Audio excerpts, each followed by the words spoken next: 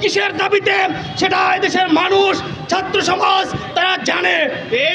আমরা দীর্ঘদিন যাবৎ একটা ন্যায্য দাবি নিয়ে আমরা রাজপথে নেমে এসেছিলাম। প্রিয় বন্ধুরা, প্রিয় সহযোদ্ধারা, আপনারা দেখেছেন বিগত সরকারের সময় আমরা রাজপথে কতটা নির্যাতিত হয়েছিলাম, রাজপথে কতটা নির্যাতনের শিকার হয়ে জেল জুলুমের শিকার হয়েছিলাম। আমাদেরকে এখানে আমাদের অনেক সহযোদ্ধা আছে, 30 থেকে 32, 35 বার পর্যন্ত জেল কেটেছে।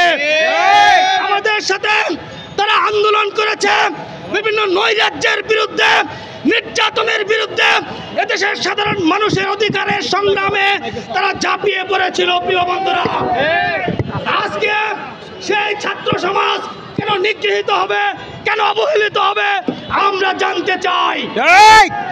একটি অভ্যুত্থানের মধ্য দিয়ে যে সরকার এই দেশে অবস্থান করছে, সেখানে আমাদের সাধারণ ছাত্রছাত্রীদের প্রতিনিধি হিসেবে আমরা যারা জানতাম, সেই ছাত্র সমাজের প্রতিনিধি ওই সরকারি উপদেষ্টা মণ্ডলীতে আছেন।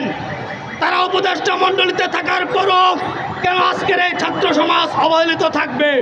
আমাদের দীর্ঘদিনের প্রত্যাশা, দীর্ঘদিনের দাবি নিয়ে যে রাজপথে আমরা নেমে এসেছি, তারা ভালো করেই জানে। আমরা যখন তাদেরকে স্মারকলিপি দিয়েছি, আমরা যখন মন্ত্রণালয়ে গিয়েছি, আমরা যখন প্রধানমন্ত্রীর প্রধান উপদেষ্টার সাথে কথা বলতে আমরা মিটিং করেছি, তখন অনেকেই বলেছে তারা বয়সের বিষয়ে ভালো করে জানে না। আমরা মেনে নিয়েছি, আমরা বলেছি আপনারা গবেষণা করেন, আপনারা বহির্বিশ্বের সাথে কথা বলেন, দেখেন আপনারা বহির্বিশ্বে কত আছে বয়স, সরকারি চাকরিতে বয়স কত আছে, বেসরকারিতে কত আছে। তারা বলেছে, তারা আশ্বস্ত করেছিল যে আমরা এটা গবেষণা করে তারপর আপনাদেরকে একটা সুপারিশ অথবা কার্যবিধি আমরা জানাবো। কিছু 7 দিনের সময় নিয়েছিল এই বর্তমান উপদেষ্টা মণ্ডলীর সেই সরকার। 7 দিনের সময় নিয়ে তারা একটা কমিটি গঠন করে সেখানে তারা একটা সুপারিশমালা প্রেরণ করে, যা আপনারা সকল সাংবাদিকবৃন্দ থেকে শুরু করে এদেশের ছাত্র সমাজ, আপামর জনতা আপনারা জেনেছেন। সেই সুপারিশনামায় কী ছিল? আমাদের মুহিত স্যারকে প্রদান করে একটি সুপারিশ কমিটির প্রধান করে ওনাকে আমাদের সুপারিশ দিয়েছিল। সেটাতে কি লেখা হয়েছিল? সেটাতে ঘোষণা করা হয়েছিল অতি সত্বর দ্বারা চাকরিতে আবেদনের বয়স সীমা 35 ছেলেদের ক্ষেত্রে এবং মেয়েদের ক্ষেত্রে 37 করার প্রস্তাবনা করেছে।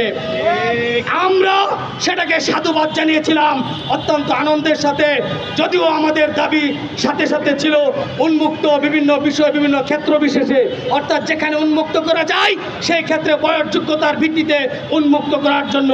যদিও তারা সেটা বলে নাই, তারপরেও আমরা অনেক আশ্বস্ত হয়েছিলাম যে সরকার যাই হোক একটা গবেষণা করে, পরীক্ষা নিরীক্ষা করে, ওই দেশের সাথে তাল মিলিয়ে আমাদেরকে মনে হয় 35-37 করে দিবে।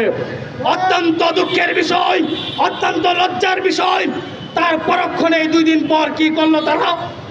কার ইশারায় তারা 32-এর ঘোষণা দিয়ে আমাদেরকে আশাহত করেছে। আমরা নীরবে নিভৃতে কেঁদেছি।